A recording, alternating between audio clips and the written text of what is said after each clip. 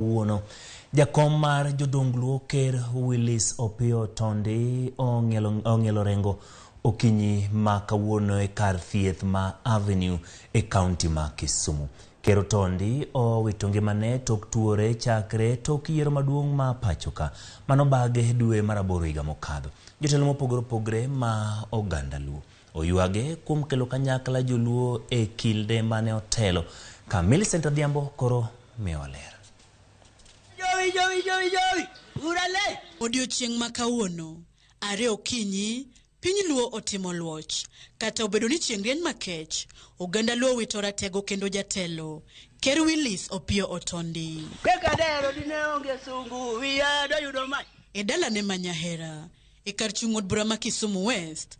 Jodongo wetene mane otelo negi jotelo wede kod osiepe yuoro kidam mar kuyo kod familia mar Otondi. Waromo gi familia mare kani kod lit kod kuyo e chunygi kuom wito jaduong' kendo jatelo mane gigeno ahinya kaluwore kod chia mare. Nye Nyasaye ome saa 9 gi dakika 30 to i seche mag saa 9 gi dakika nus no e sama nja jaduong' chunge saa 9 to lemo nyaka saa 10 gi nus. To wan wang'e kuma jaduong' odhiye, ok wanyal ywago dayo ka gima ok wang'e kuma jaduong' odhiye. Jaduong' nyolamonwa Nyasaye, nyowuoyo kodwa, nyokoni en odhi oyweyo, wadong' gi kwe osiepene duto mondo los liende mondo obed maber. Kaka koro en wadwa maduong' manyo koro dong' bang' ka koro owetene wa madongo nosenindo. En makoro nyo wageno kuome, en monyiso wa weche duto, en mopango kaka onego wabed kwadak. Kendo en kuyo maduong' ahinya dalawa ka.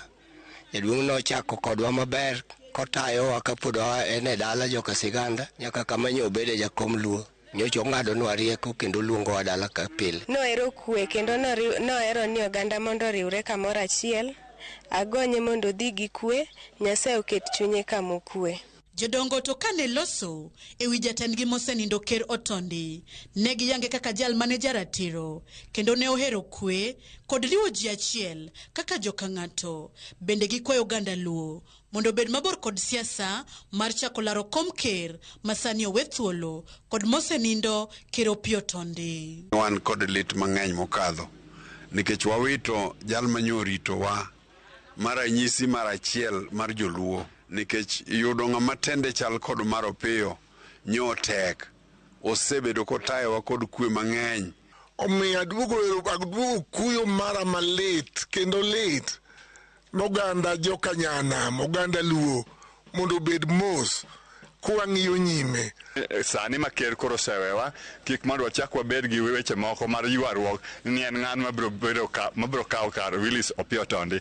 Warituru mondo walos hik mar Otondi yo mowinjore, kwasekane wanalos kaka wanyalo yudo ng'ama biro replace Otondi.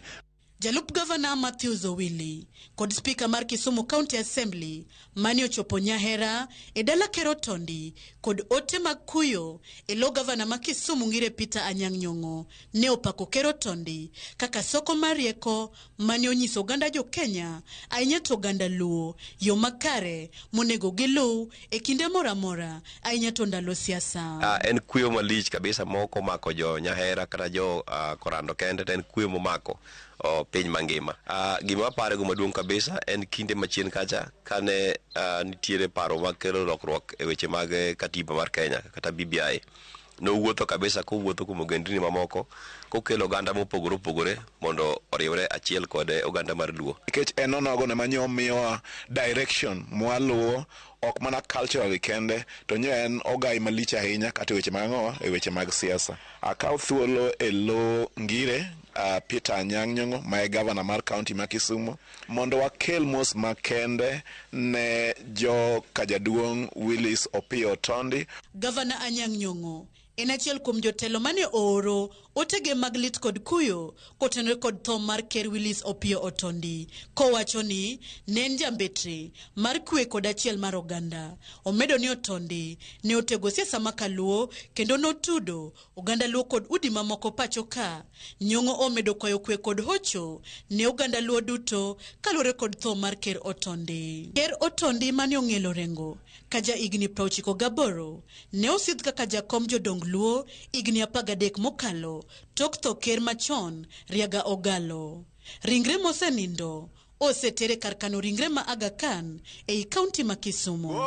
Gimichame mari gimodong kikigen. Millicent Adhiambo, Ramogi TV, Kisumu County.